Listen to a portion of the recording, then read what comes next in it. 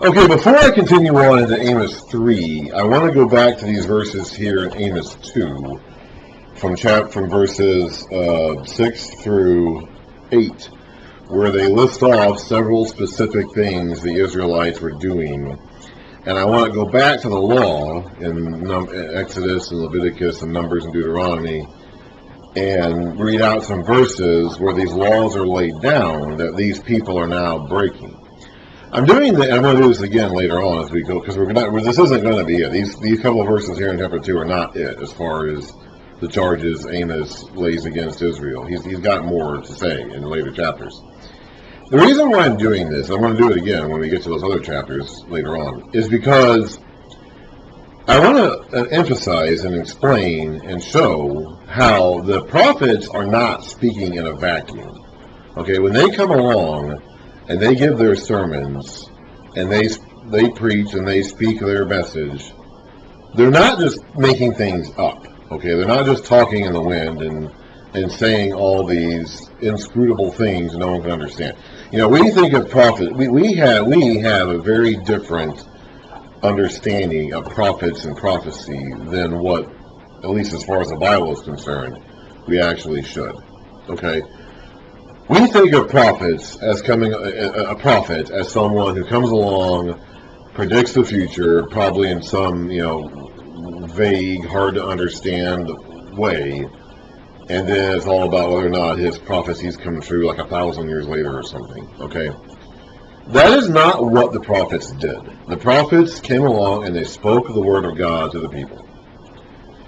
And their message, sometimes, yes, sometimes they talked about a future. Amos, at the very end of his book, will talk about some future glory that is unspecified in terms of how far away it is, and uses terms and terminology that are figurative and hyperbolic. Okay, the prophets did do this. Amos does do this at the very end of his book. But we have to understand the prophet's message fundamentally was grounded in the specific realities of their day. I spent 30 minutes talking in my first video establishing the historical context for Amos, because we need to understand the context into which he is speaking. All right, that's what really helps us understand this message. And yeah, that's difficult. That is difficult. Okay.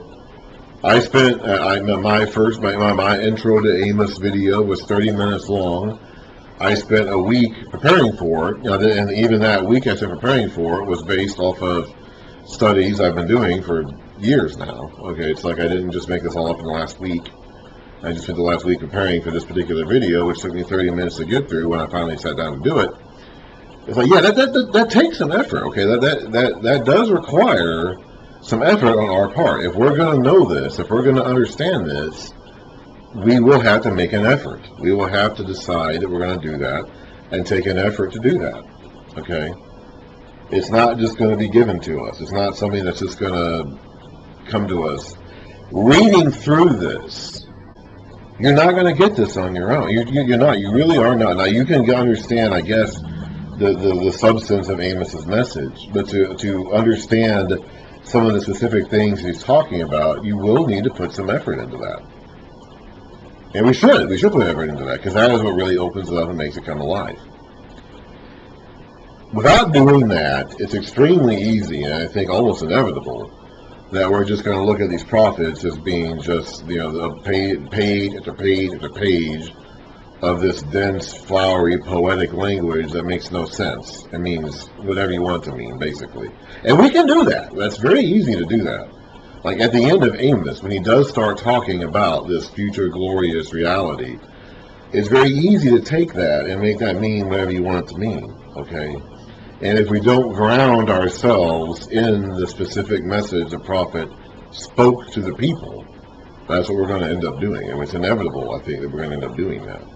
And that then is what gets us into these places where we come up with these interpretations or these teachings about these prophetic sayings that are nowhere near what the prophets are actually saying. Because we could just go all over the place. If we don't shackle ourselves to the context and the specific things the prophets were saying, we can end up just kind of going wherever. We can end up drifting out to who knows where.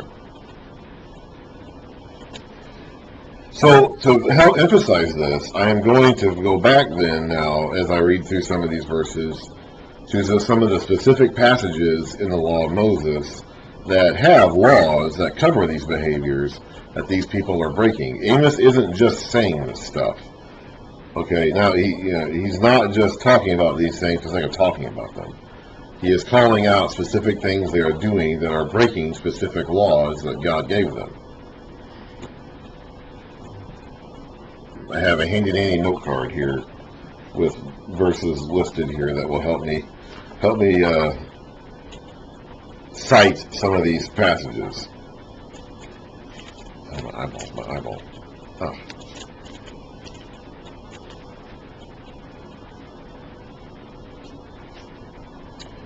A big theme, and Amos is talking, in his book, Amos is talking to the wealthy people. Okay, Amos is speaking to the upper classes. He's going, again, I don't know if he made a tour of some of the big cities of Israel, or he only went to Bethel and then left. I don't know. The account we have of him, he's in Bethel. And Bethel was one of their major religious centers. It wasn't their capital, but it is where Jeroboam the first king of the northern kingdom, set up one of his two main worship sites. It wasn't that far from Israel, from Judah. It wasn't that far from Jerusalem. And it's where they had one of their big golden calves. And it's where a good chunk of their elites would have lived and worked. And that's, there would have been... And he's speaking to the elites. When Amos is talking throughout the book, he's talking to the elite. He's talking to the wealthy people, the landowners. And these landowners would have become wealthy to a large degree off of profiteering from the troubles that people were having in the aftermath of the long conflict with Aram in the north. Remember I talked about how Israel had been at war with Aram for decades, pretty much all throughout the 800s BC.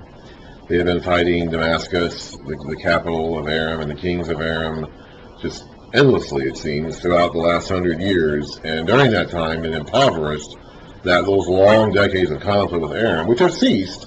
That ended. God gave them finally deliverance from Aram in the days of Jeroboam's father, which you read about, Elisha prophesying in 2 Kings 13. And so that is over now, and that has left a significant portion of the population destitute, and the rest of them owning everything.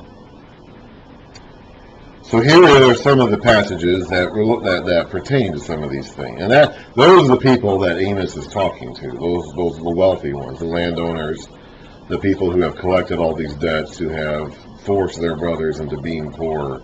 That's who he's talking to.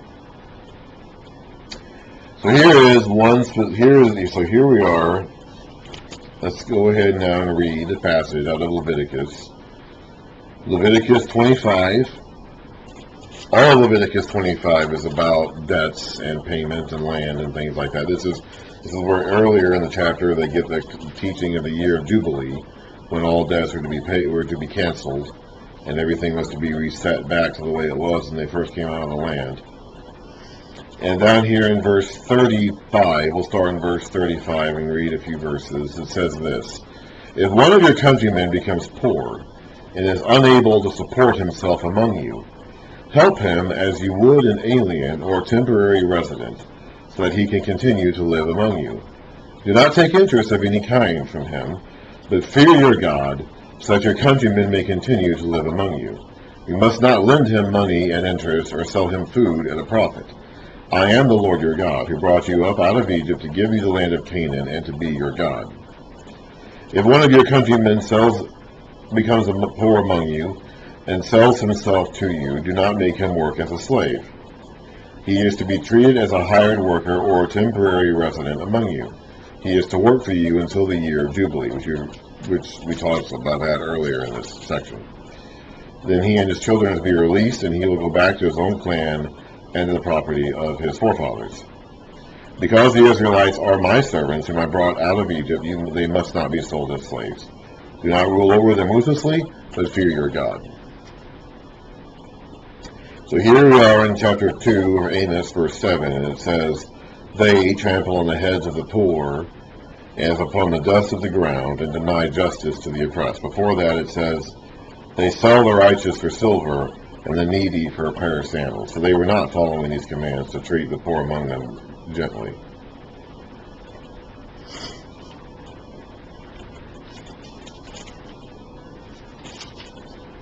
Deuteronomy, of course, is Moses basically restating everything he said before. So in Deuteronomy, starting at the beginning of the book, he says this. This is Deuteronomy chapter 15, Deuteronomy chapter 15, starting at the beginning of the chapter. At the end of every 7 years, you must cancel debts. This is how it is to be done. Every creditor shall cancel the loan he has made to his fellow Israelite. He shall not require payment from his fellow Israelite or brother, because the Lord's time for canceling debts has been proclaimed. You may require payment from a foreigner, but you must cancel any debt your brother owes you. However, there should be no poor among you. For in the land the Lord your God is giving you to possess as your inheritance, he will richly bless you, if only you fully obey the Lord your God and are careful to follow all these commands I'm giving you today. Obviously, there are poor amongst them in Amos' time. For the Lord your God will bless you, as he promised, and you will lend to many nations but will borrow from none. You will rule over many nations, but none will rule over you. If there is a poor man among your brothers in any of the towns of the land the Lord your God is giving you, do not be hard-hearted or tight-fisted toward your poor brother. Rather, be open-handed and freely lend him whatever he needs. Be careful not to harbor this wicked thought. The 7th year, the year for canceling debts, is near, so that you do not show ill will towards your needy brother and give him nothing, because you know that you'll be giving him something that he's not going to ever pay you for in time, because in a year or two that's going to be canceled and he won't have to pay you back. He may then appeal to the Lord against you, and you'll be guilty of sin. Give generously to him, and do so without a grudging heart. Then because of this, the Lord your God will bless you in all your work and in everything you put your hand to. There will always be poor people in the land. He just got done saying there shouldn't be, but there will be, because they're not going to follow the Lord their God's commands like Moses said they would. If they do, like Moses said they should. If they did, there would be no poor people, but they're not going to, so there will be poor people. Therefore, I command you to be open-handed toward your brothers and toward the poor and needy in the land. Going back now to the very first batch of laws that Moses gave them after they came up, not even, they just came up out of Egypt, they're still around Sinai. This is an Exodus. They're camped at Mount Sinai, they just got the 10 Commandments, and then a whole batch of laws to explain those 10 Commandments. This is the first batch of laws they got after the 10 Commandments. This is Exodus 23, starting in verse 6. Do not deny justice to your poor people in their lawsuits. Have nothing to do with a false charge, and do not put an innocent or honest person to death, for I will not acquit the guilty. Do not accept a bribe, for a bribe blinds those who see, and twists the words of the righteous.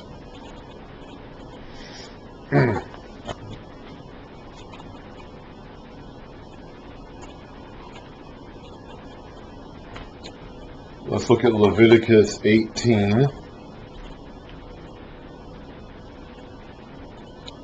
This is that famous chapter with all the sex laws. Oops. I don't know exactly what,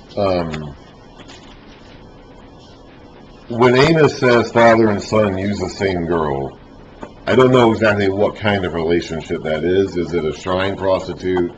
Is it a maid servant? Is it someone in the family? I don't know. Here are some of the laws prohibiting such relationships. Leviticus 18. Of course, this is one of those chapters that we just hate because we don't want people telling us we can't have sex. But it says in Leviticus 18:7, do not dishonor your father by having sexual relations with your mother. I don't know if the girl is their mother. Do not have sexual relations with your father's wife.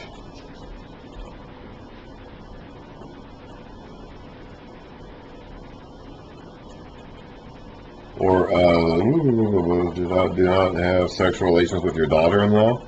That's the thing. So you're saying the father can't say the woman is the son. She is your son's wife.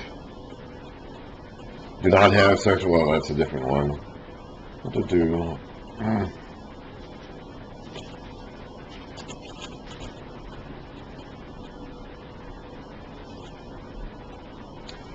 Leviticus 20, a couple chapters later, verse 11. If a man sleeps with his father's wife, he has dishonored his father, and they most will be put to death. If a man sleeps with his daughter-in-law, both of them must be put to death. So there is a reference to that. Now, I don't know if this is supposed to be a relative or whatever, but they were not supposed to use the same woman, at least the same blood relative.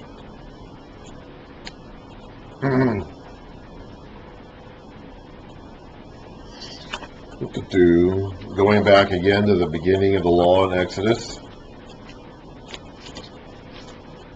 Exodus 22, verse 16. Wait. What to do? That's not what I was looking for. Wait, there we are. Verse 22. No, wait. Verse 25. If you lend money to one of my people among you who is needy, do not be like a money lender. Charge him no interest. If you take your neighbor's cloak as pledge, return it to him by sunset, because his cloak is the only covering he has for his body. What else will he sleep in? When he cries out to me, I will hear, for I am compassionate. So they were supposed to give those pledges back at sunset. Now they could take it again, I guess, in the morning. But here we're seeing a reference in Amos to them lying down at night beside every altar on garments taken in pledge. Not only are they not supposed to lie down behind these altars, but they're doing it on garments that they've taken in pledge that they're not supposed to keep overnight. Because these altars are altars to their golden calf gods.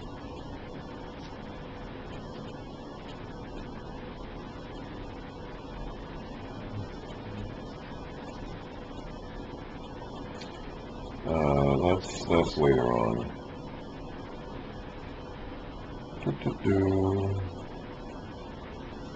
Let's see here. Is that...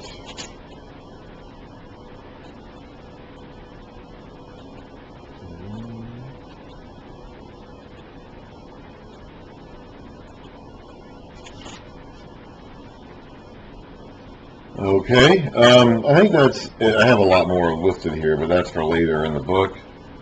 I think it probably would be confusing if I started talking about things that I haven't read in Amos itself yet. I saw that already. And then I'll look up one more. And I bring these up to point, and I will mention some more later on as I go as well, to mention and to point out and emphasize that Amos is referring to specific things that they're doing that are breaking specific laws that God gave them. Here's another one about pledges and loans. Deuteronomy 24, starting in verse 12. If a man is poor, do not go to sleep with his pledge in your possession. Return his cloak to him by sunset, so he may sleep in it. Then he will thank you, and it will be regarded as a righteous act in the sight of the Lord your God. Do not take advantage of a hired man who is poor and needy, whether he is a brother Israelite or an alien living in one of your towns. Pay him his living wages each day before sunset, because he is poor and is counting on it.